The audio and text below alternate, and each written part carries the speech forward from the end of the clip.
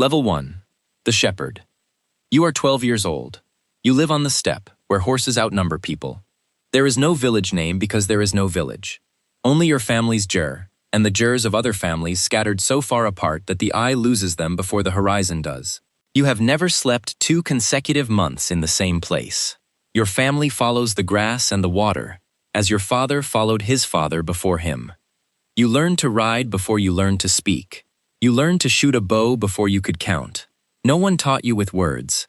They put you on the horse and let you fall. They handed you the bow and let you pull. The steppe teaches through repetition and through pain.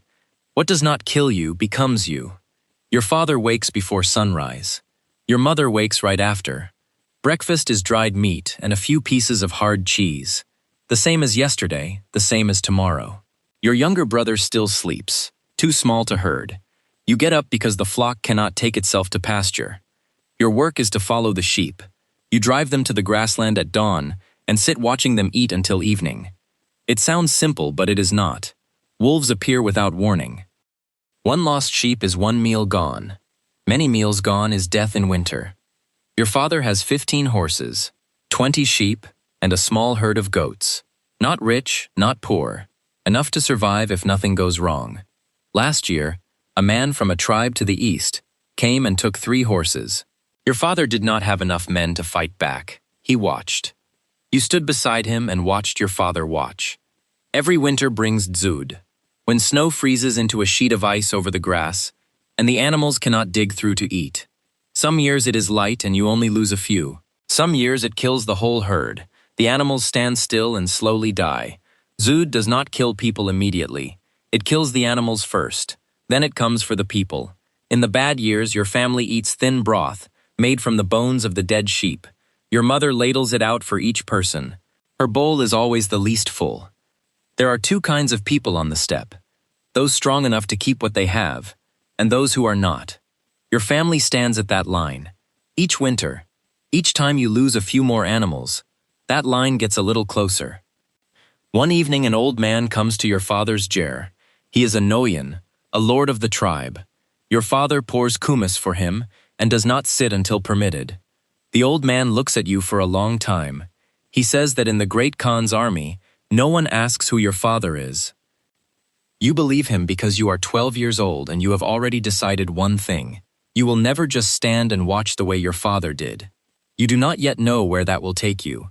You only know the steppe is cold and the blue sky never answers your questions. You will learn the rest. Everyone does. Level 2. The Warrior. You are 17. When the mayangan called your name, you were ready. You had been ready since you were 12. The mayangan brought you to a camp on the eastern plain. Hundreds of men, herders, hunters, younger sons with nothing to inherit. You were assigned to an arban, 10 men. You ate together, slept together, fought together. If one man ran without orders, all 10 were punished. You came from a family of 4. Now you had 9 brothers you had not chosen and could not leave. The arban commander was Chilaun, 10 years older than you, 3 campaigns behind him, a man who spoke rarely and hit hard. On the first day he told you one thing. The man riding beside you is worth more than your own life, because your own life depends on his. Chilaun taught you the hardest thing first, how to fake a retreat, then turn at the signal to encircle the enemy. You spent 3 weeks learning to hold back your instincts. Your instincts said stand and fight, Chilaun said. Running at the right moment is harder than fighting. The discipline of this army was unlike anything on the steppe. The general's law was as clear as the sky. Obey or die. Not cruelty, precision. The army was a machine. Machines do not have exceptions. On the first night, you watched the 9 men in your arban each pull out a small leather pouch. Borts and a milul, dried meat, ground into powder, cheese hard as stone. Nobody cooked. Nobody waited for anyone. Chilaun looked at you and said, "This army does not carry a stove. A stove slows you down." You looked at your own pouch. Your mother had prepared it before you left home. Enough for 3 months. For the first time you understood how this army reached places the enemy had not yet thought to worry about. 3 months later, you rode north on your first campaign. The enemy was a confederation of tribes that had refused to submit to the great Khan. You had never seen so many men on horseback in one place. The plain shook under the hooves. The first battle lasted half a day. You do not remember most of it. You remember noise, dust, the smell of blood on your hands. You remember a man coming at you from the left and driving your spear into his horse, then finishing him on the ground. You remember Chilaun calling your name twice before you heard him. Afterward, you sat beside your horse, and your hands would not stop shaking. Chilaun sat down beside you and said nothing. He just handed you a piece of dried meat and waited until you stopped shaking. Then he said, "The first one is the only one that costs you something. You will not shake after the next one." He was right. You did not shake after the next one. The enemy camp was taken by evening. The son of a herder and the son of a Noyan stood in the same line to receive their share. You had never seen that before. You were 17 years old and beginning to understand that the great Khan was not building an army. He was building something else entirely. Level 3. The Arban Commander. You are 21 years old. Lone died in the 9th battle. An arrow from behind, where no one expected it. You were the one who took the bow from his hands. The following week, the Noyan called your name and said, "This Arban is yours." 10 men. 9 of them had known you when your hands still shook after the first battle. They remembered Chilaun sitting beside you, waiting for you to stop shaking. One new man, 18 years old, looked at you the way you once looked at Chilaun. The other 8 did not. Chilaun had built his reputation before you ever knew him. You had to build yours in front of men who had seen you from the beginning. In the 2nd month, one man in the Arban, the son of a minor Noyan, took a horse from the enemy camp before the distribution order was given. Not much, but the law was the law. The great Khan's law, the Yasa, does not ask who your father is. No exceptions by birth, no exceptions by rank. The same action, the same punishment, for everyone. The man looked at you and said, "Do you know who my father is?" You said, "Yes." And the punishment was carried out. That evening, an older soldier in the Arban said nothing to you, but he gave a small nod as he walked past. You understood that nod was worth more than anything else. Every other army in the world has exceptions. A general's son is treated differently. A person of high birth is treated differently. Those exceptions create fractures inside an army. Those below look up and see that the law does not apply to everyone. This army has no such fractures. The Yasa is brutal, but it is brutal equally for all. That is what keeps the machine from breaking. At the end of that year, the order came, "Keep moving." Other armies were stopping. Harvest season, winter. This army did not stop. The enemy was resting because they thought no one would attack at this time. That was exactly the reason to attack at this time. You were learning what Chilaun never had time to teach. Authority does not come from being liked. It comes from the law being enforced the same way, every time, without exception. Level 4. The Zuun Commander. You are 24 years old. 100 men, 10 Arbans. What you used when commanding an Arban, knowing each man better than he knew himself, no longer worked. 100 men is a number you can count, not a number you can know. You command through 10 Arban commanders. That winter, the order came, "Move west." Other armies were making camp. That was why the great Khan chose this season. The steppe had frozen into a mirror. Horses left no deep prints in the hard ground. No campfires, no noise. 100 men like a shadow sliding through the dark. Before dawn, you approached a camp that was sheltering enemy survivors. You sent an envoy with an ultimatum. Lay down your weapons before the sun rises, or no one leaves. They did not lay down their weapons. You carried out the order completely. The people were killed. Everything was leveled. Not out of anger, not out of desire, because that is how the system works. Those who submit early are treated well, and news of those who do not is allowed to spread before the army reaches the next place. 3 days later, a larger tribe to the north sent envoys to submit, without a single arrow. You destroy one place to take 10, not cruelty, mathematics. Level 5. The Mayangan Commander. You are 28 years old. Gibi, one of the great Khan's top generals, gives you a mayangan. 1,000 warriors, 10 zuun. 200 of them are Merkit. Their fathers died at Mongol hands. You scatter them across different Arbans, never letting them stand beside each other. One Merkit in a mixed Arban is a warrior. 200 Merkits standing together is a different problem. Jebe gives you the orders and leaves. For the first time, there is no one behind you to ask. 1,000 men look at you waiting for a command. The target is a Jin dynasty fortification. You march 7 days. On the 7th day, you see the wall. The Jin have held for 15 years. They have gunpowder, professional soldiers, and walls built before your father was born. Everything you learned in 11 years of carrying a weapon suddenly has no use here. Cavalry cannot climb walls. Arrows cannot break stone. You do not attack. You encircle, but leave one side open. The East Gate. No one blocks the East Gate. They run. Not an organized retreat. A rout. Through the East Gate, out into the open steppe. And when people run, they drop the heavy things. Armor, weapons, food. Their formation breaks. They become individual men on open ground. A man fighting to the death inside a wall is 10 times harder to kill than a man running across open field. You did not break the wall. You used the wall against itself. Not every fortification can be taken that way.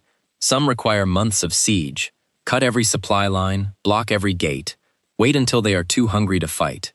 Some require Chinese engineers, men captured in earlier campaigns who know how to operate Jin's own siege machines. In autumn, you pull back to the steppe. In spring, you advance again. On the march, Bortz is still in the pouch. When it runs low, you milk the horses. No killing, no stopping. In the worst weeks, you cut a small opening in the horse's vein, drink what you need, then bandage it closed. The horse does not die. You do not stop. Some battles are lost. Some units come back smaller than they left. 5 years later, the Jin dynasty falls. Not because the Mongols were stronger, because the Mongols learned how to fight this kind of war. Level 6, the Tümen commander. You are 33 years old, 10 mayangan, 10,000 men. The first time you look at a campaign map as Tümen commander, the first question is not where the enemy is. The first question is, does this route have enough grass? 10,000 men means 30 to 40,000 horses. Every horse needs to eat every day. This question has always existed, but before, someone above you answered it. Now that person is you. That winter, the order came. Move west. Cross the great river. The enemy had set their line along the east bank, waiting for you to find a bridge or boats. You did not look for a bridge. You did not look for boats. Every man stripped his armor, rolled it tight into a leather bag, sealed the mouth shut. The horses swam. The men held onto the horses' tails or clung to the floating bags. The entire Tümen crossed the river in one night. The eastern defense line had not yet received word when the Mongols were already behind them. The enemy built their line to stop an army crossing a river. They did not know that rivers do not stop this army. Word arrived from the southern front, more than 2,000 li away, in 3 days. Yam, a relay network of horse stations across the empire, each station 1 day's ride apart, always fresh horses, riders moving continuously day and night. News traveled faster than any army could march. For the first time in your life, you knew what was happening somewhere you had not yet been. Before you got there, a letter arrived from your son. He was serving in the Keshig, the great Khan's personal guard, the highest honor a family outside the Borjigin line could receive. Your son was 16 and wrote about standing beside the Khan, seeing the empire from its center, words full of pride. You read the letter and saw something he had not yet understood. He was not there because of himself. He was there because of you. Honor and guarantee, the two look the same from the outside. You wrote back, serve well. Ask for nothing. Take nothing that has not been given. You sealed the letter, knowing your son would not understand why, not until he was older, not until he saw someone else make that mistake and disappear. Level 7, the general. No longer commanding one unit. You command multiple Tümen at once, from different directions, converging on the same target. The enemy sees one army coming from the north. They move to block it. Then word arrives, another army from the east. They split their forces. Then the west. They no longer have enough men to split. No direction is a feint. All of them are real. The enemy does not lose because they are weaker. They lose because they do not know where they need to stand. The Khwarezm campaign. Desert wider than anything you have ever crossed. No grass, no rivers. Daytime heat enough to kill. The enemy believed the desert was a natural defense. No army sane enough to cross it. But 3 years before the Mongol army arrived, merchants had already come through. They passed through cities, memorized water routes, well locations, terrain. When the Mongol army crossed the desert, they already knew where water was at every stage. The desert was no longer a mystery, it became a road. The army under your command is no longer purely Mongol. Chinese engineers operate the siege machines. Turkic cavalry ride as scouts. Persian specialists manage logistics. You command an empire using the very people that empire conquered. Each campaign adds the best of the defeated, then uses them to fight the next enemy. When assaulting a city, the first row to advance into arrow range is prisoners, men captured from previous cities. You know that. You give that order. It is not the first time you have given an order knowing in advance who would die, but it is the first time the ones dying are not your soldiers. The battlefield outside has clear rules. The battlefield among generals does not. There was one campaign where your tümen arrived late, not because you were slow, because information about the route arrived one day late. You never knew for certain who held it back. The report named someone else. You stood in the meeting and heard that name spoken without saying a word. You were never certain, and that is exactly how it works. No one needs to do anything obvious. One day late is enough. Your father died while you were on your 8th campaign. You did not make it back in time. At 12 years old, you swore you would never just stand and watch like your father. Now you understand your father had his reasons. There are things not worth saying out loud, not because they are wrong, but because saying them changes nothing. More than 20 years of carrying a weapon have also left their marks on you. A scar on your shoulder from a spear thrust at 21. Your left knee aches on cold mornings. You have to rub it before you can mount. You no longer remember every wound. You only remember the ones that nearly killed you. The young soldiers watch you ride and see strength. They do not know that some nights you can only sleep on one side because the other side hurts. You tell no one. A commander is not allowed to be weak. Level 8. The Ruler. The Great Khan gives you a conquered territory, not to keep fighting but to govern. For the first time in 30 years, your task is not to destroy. You grew up on the vast steppe. Nothing there needed managing for long. You came, you went. Nothing tied you to one place. The people here are different. They have fields passed from father to son. They have cities that have stood for 100 years. They have tax systems, court systems, record systems that run in writing you cannot read. You are given all of this to govern, and you do not know a single word of their language. In the first week, you keep the entire old administrative system in place. No new people, no new processes. You add only one interpreter and one record keeper. That is not tolerance. That is pragmatism. Destroy the old system without a replacement, and there is only one outcome. No one can pay taxes. The territory you govern has Muslims, Buddhists, Christians, and those who worship the sky. The Great Khan does not care who worships what, as long as they pay taxes and do not rebel. You apply that policy, not because you believe all faiths are correct, but because suppressing religion creates enemies who never forgive. Taxes people pay and forget. Belief is something people die for. One day a merchant from very far away arrives at your gate. He carries a gold tablet, a paitsi, the empire's seal, allowing whoever holds it to cross every border, receive horses and food at every station. He has traveled from the other end of the world without being stopped once. You look at that tablet and understand something. This empire was not only opened by war, it opened a road for everything else to follow. Genghis Khan could not read, could not write. He built the largest empire in history without being able to read a single document. He understood that was a limitation, so he used others to do what he could not. You are doing the same. You do not understand the administrative system of this territory, so you keep the people who do and learn from them. There are things that cannot be conquered by cavalry. Level 9. The Kingmaker. Genghis Khan is dead. Nothing prepared you for that, not because it was unexpected. He was old, wounded many times, but because for 30 years, everything you did had one single source, his will. He was not just the one giving orders. He was the reason all of it meant something. The empire still stands, but for the first time, no one knows for certain what it stands for. You had already seen the empire's limits before he died. At sea, Mongol soldiers were no longer Mongol soldiers. Cavalry on ships are ordinary men, nothing more. Storms sank the fleet. Japan was not conquered not because their soldiers were stronger, but because the sea is something horses cannot cross. In the jungle to the south, cavalry formations broke apart among dense trees. There are places the empire can reach but cannot hold. After the great Khan died, a Kurultai was called, the great assembly of all Mongol leaders and generals to elect a new Khan. His sons all had ambitions. The people around them did too. You did not make speeches in the Kurultai. You spoke to people one by one, before they entered the room. You reminded one man of an old debt. You showed another something he had not yet seen. You did not buy anyone. You only placed the right information with the right person at the right moment. Ögedei, Genghis Khan's third son, was chosen as the new great Khan, not because he was the strongest, but because enough people in that room believed he was the right choice.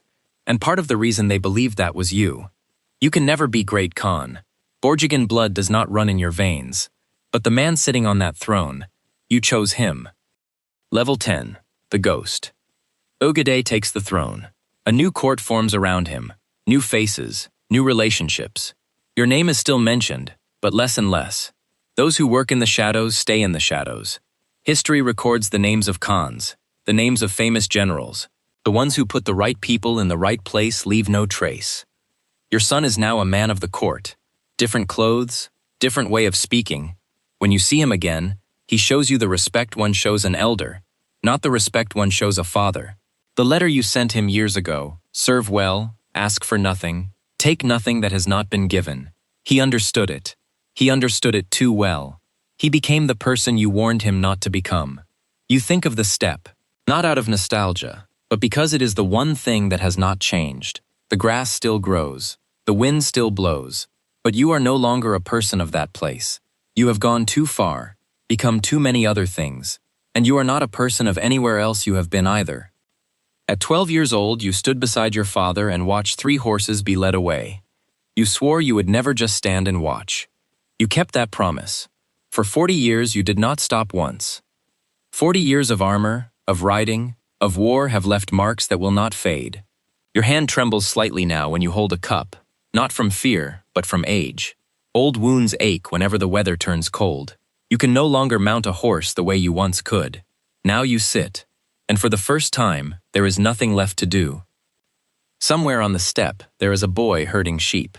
He knows nothing yet of arban, of zuun, of mayangan, of kurultai. He only knows the blue sky and the sound of wind, and he is looking toward the horizon, the way you once looked, at 12 years old, before all of this began.